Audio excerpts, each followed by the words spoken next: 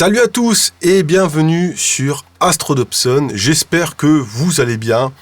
Alors de mon côté c'est un petit peu chaud en ce moment, mais bon on en voit le bout, donc je pense que bientôt je vais pouvoir me remettre pleinement à l'astro. Vous avez pu le voir ces derniers temps, j'ai pas pu sortir de vidéo et puis je pense que là vous avez compris pourquoi. Et pour autant, je suis en train de travailler sur un petit projet dans lequel je mets, on va dire, pas mal d'espoir. On va voir.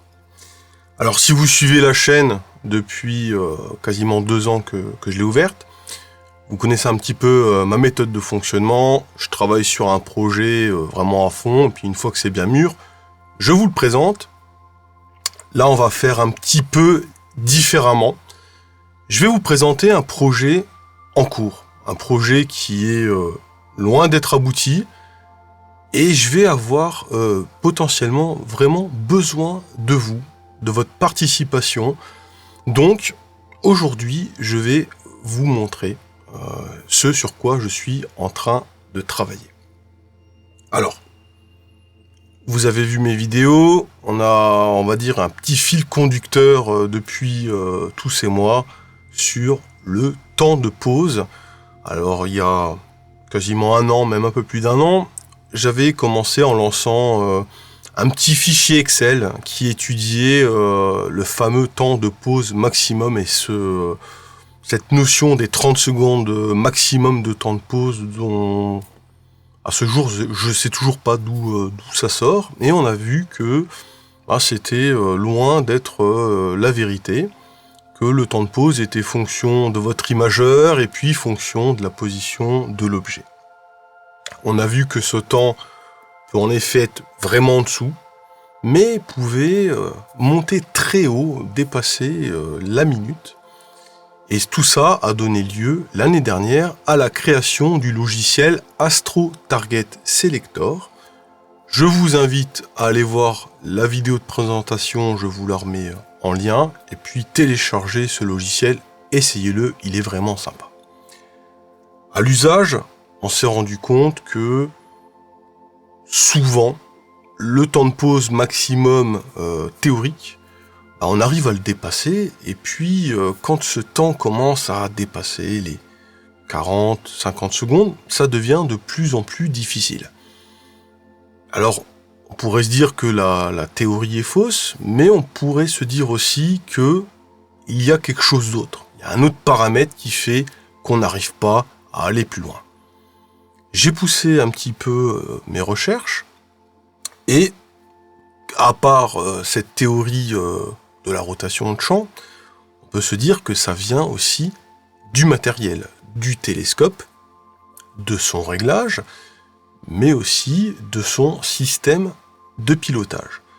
Alors, le réglage, je pense qu'il est quand même assez fin. Enfin, la manière dont je le fais moi, c'est quand même assez fin. Alors, pourquoi ça viendrait pas potentiellement du système de pilotage?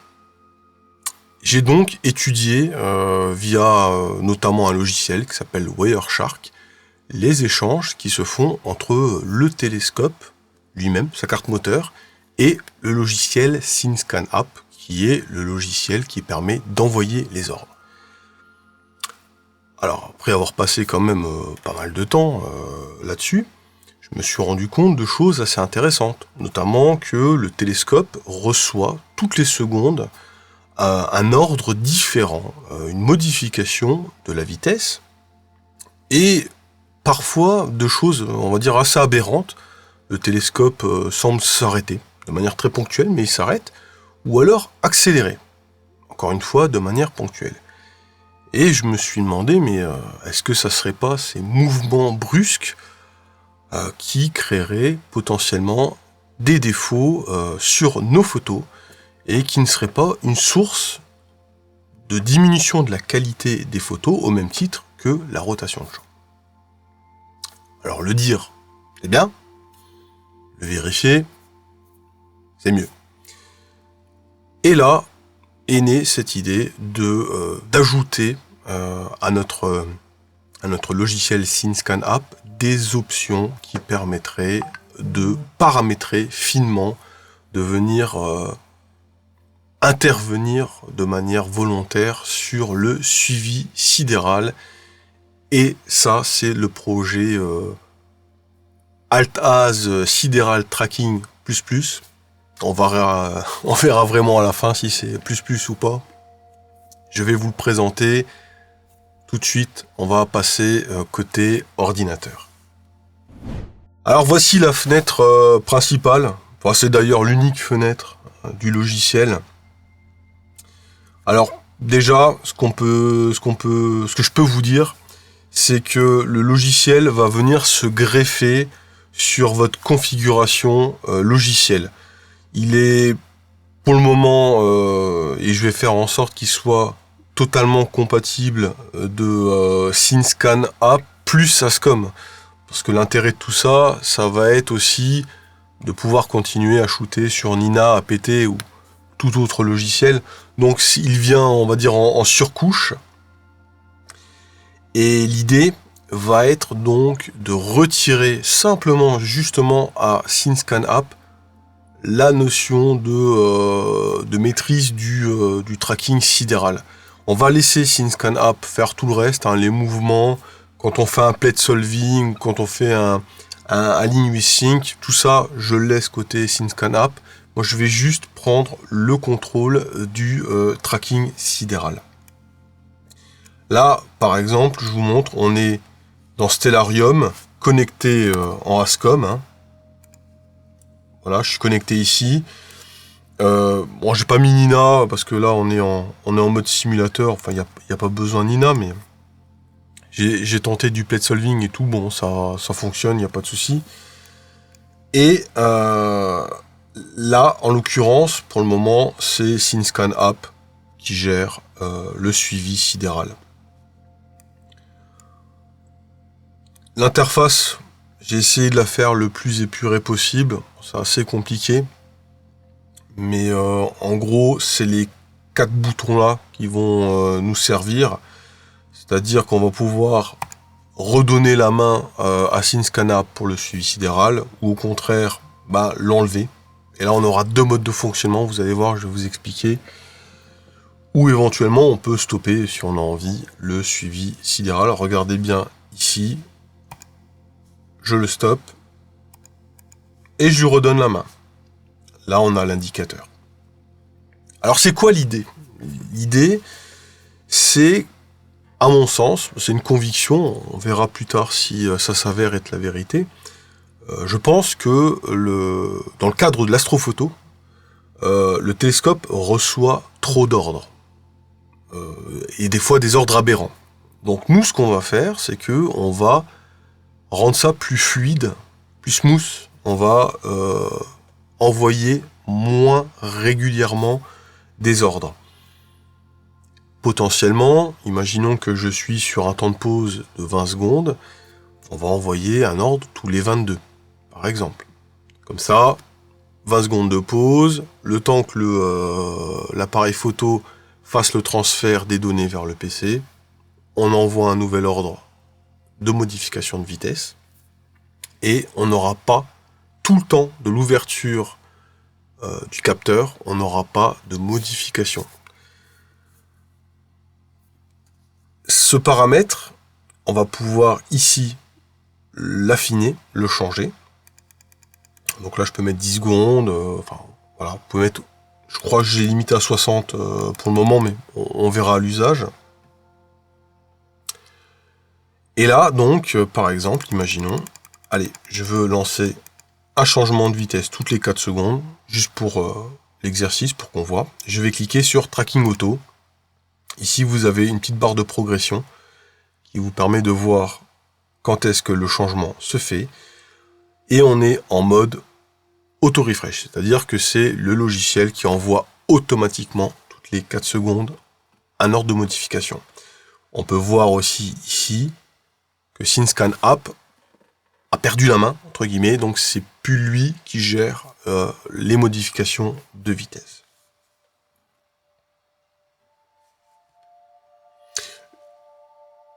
Voilà, on va rendre la main à SceneScan App, et là vous voyez que le logiciel a détecté que c'est bien SceneScan App. Donc ça, c'est pas quand je clique sur le bouton, il affiche vert. C'est le logiciel va lire régulièrement au niveau de SceneScan App et va chercher l'état. Par exemple, si je fais un slew, vous allez voir, il détecte que le télescope est en train de bouger.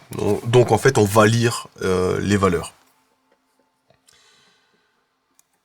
J'ai prévu aussi un autre mode qui est de dire hop, on envoie une consigne de vitesse et tant que l'utilisateur ne touche à rien, eh ben, la vitesse restera identique.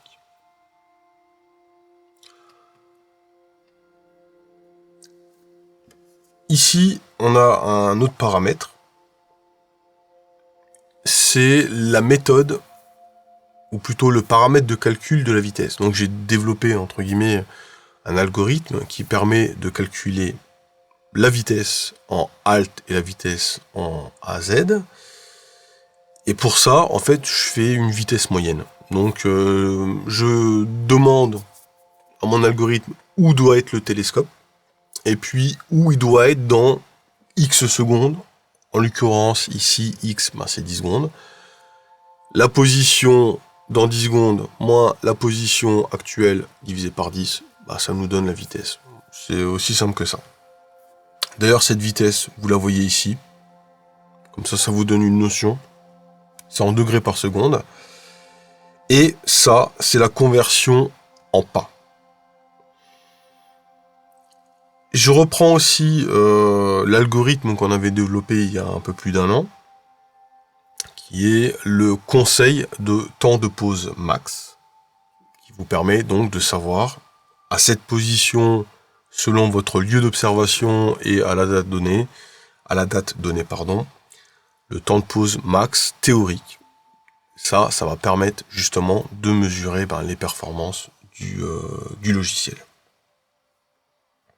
Alors comme je vous le disais, projet en cours. Pourquoi ? Parce que il y a pas mal de paramètres et du coup il y a des essais à faire. Et c'est pour ça que je propose à ceux qui seraient intéressés de se lancer dans cette aventure, d'effectuer avec moi les premiers tests sur le logiciel, d'essayer de s'approprier les différents paramètres, parce qu'aujourd'hui, moi je suis complètement incapable de vous dire quels sont les bons paramètres à mettre en fonction des différentes situations de vie. Donc il va falloir étudier tout ça. Si je me lance tout seul dans le truc, je pense que dans 2 ans j'y suis encore. Par contre, si on est plusieurs, on va peut-être pouvoir ensemble mutualiser nos résultats et réussir à déterminer quelque chose qui va vraiment, j'espère, je pense, permettre de faire un vrai bond sur la qualité de nos photos. Alors, un petit truc en aparté. J'ai commencé en début d'année à bosser sur un dérotateur de champ.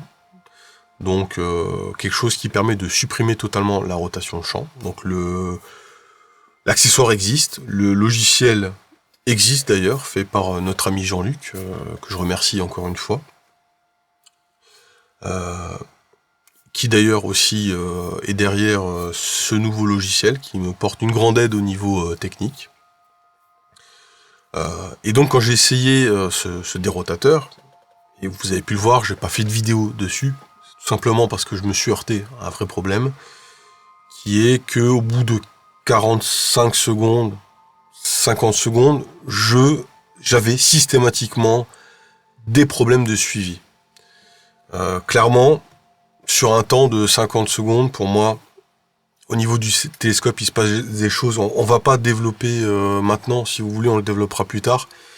Mais en gros, tout ce que je vous expose là, c'est le fruit d'essais, de calculs, etc. Donc, je me suis pas levé un matin en disant, tiens, je vais faire un logiciel qui va faire un suivi sidéral. Non, il y a vraiment un fond technique derrière. Et ce dérotateur de champ, aujourd'hui, ne peut pas voir le jour parce que on est limité sur le suivi sidéral. Donc on va faire les choses dans l'ordre. La question c'est, est-ce qu'on peut vraiment améliorer le suivi sidéral ? Ce logiciel est là pour ça. Voilà, c'est le but. C'était de donner tous les paramètres de réglage que SceneScan App ne nous offre pas. Et en même temps, donc, d'exposer des valeurs, donc la vitesse, le nombre de pas par seconde, c'est très important aussi. Là, on voit par exemple, là, typiquement, il y a moins d'un pas par seconde. Donc vous imaginez bien que moins d'un pas par seconde, à un moment donné, faut l'interpréter. Clairement, il y a forcément entre un axe qui a 20 pas par seconde et un qui a moins de 1, ça peut pas ne pas être influent sur la qualité de la photo. Est-ce que on va réussir à monter un indicateur qui dit, voilà, l'objet là aujourd'hui, c'est pas celui-là qu'il faut faire, parce qu'il n'est pas dans les bonnes conditions d'exposition pour faire une belle photo. Peut-être donc du coup de déterminer un temps de pause théorique, mais raffiné avec un autre algorithme derrière qui va pondérer, donc augmenter ou diminuer. C'est un vrai travail d'investigation. Quelque chose d'assez passionnant à mon avis. Vous voyez ce logiciel, j'essaie de le faire vraiment au plus simple, 4 boutons, 3 paramètres, quelques valeurs à relever. L'idée de se faire peut-être un tableau et de relever toutes ces valeurs et de dire moi j'ai réussi comme ça en faisant tel paramètre, là j'ai eu des soucis, et puis après on n'a plus qu'à analyser tout ça et voir si on arrive à faire quelque chose de sympa. Voilà. Bon, c'est une petite prise de risque, si ça se trouve, ça donnera rien, mais au moins on pourra dire que là on a été, je pense, au bout de l'exercice, en tout cas avec un télescope non modifié, sans intervenir sur la carte moteur, les moteurs, etc. Est-ce qu'on peut pousser la monture plus loin ? Moi, c'est ma conviction. Je pense que le logiciel, il n'est pas optimisé pour l'astrophoto, qu'il y a des choses à faire. Donc, si ça vous intéresse, je vous invite à me contacter. L'adresse mail, elle est dans le à propos de la chaîne. Donc, contactez-moi. Dites voilà. Moi, ça m'intéresse. Alors, j'attends quand même que les personnes qui se proposent puissent consacrer un peu de temps, mais aussi aient quand même une certaine maîtrise de leur télescope, parce que ça va être important d'avoir un télescope bien réglé, d'avoir une monture dont le fonctionnement est maîtrisé pour que les résultats soient des résultats justes. Après, si vous vous sentez de participer quand même à tout ça, venez.